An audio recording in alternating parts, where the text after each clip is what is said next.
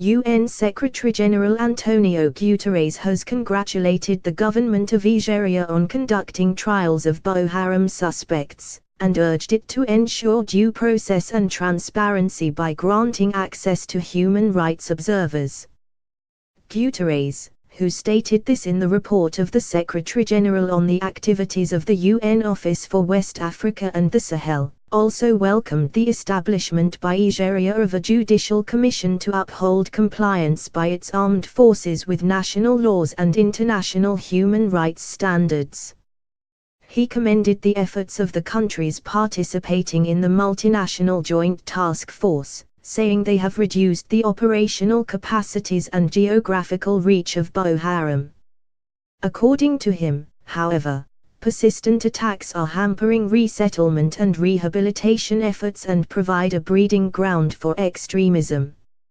I reiterate my call for stronger partnership among the affected countries, as well as with regional organizations, including the African Union, and underscore the need for all counter-insurgency efforts to be carried out in full compliance with international humanitarian, human rights and refugee law. I reiterate my call upon the international community to increase its political, humanitarian, early recovery, logistical and financial assistance to the affected countries and to the Task Force and the Lake Chad Basin Commission.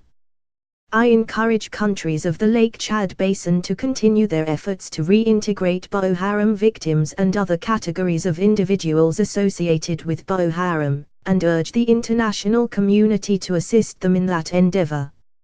I reiterate my call for a regional strategy for addressing the root causes of the crisis in the basin.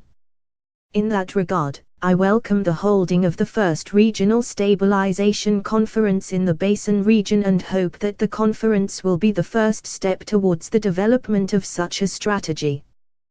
Guterres urged national authorities not to relent in their efforts to provide critical humanitarian assistance to vulnerable communities and to advocate the disbursement of outstanding funds pledged at the Oslo Humanitarian Conference for Nigeria and the Lake Chad region, held in February 2017.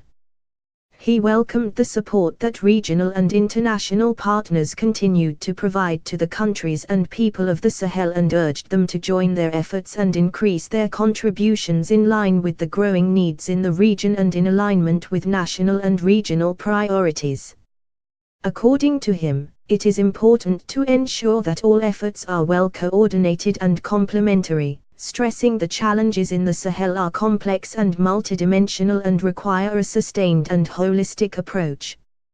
He welcomed the collegial efforts made by the entire UN system under the leadership of the Deputy Secretary-General, Ms. Amina Mohammed, towards recalibrating the UN integrated strategy for the Sahel and further boosting its implementation through a more integrated, cross-pillar approach.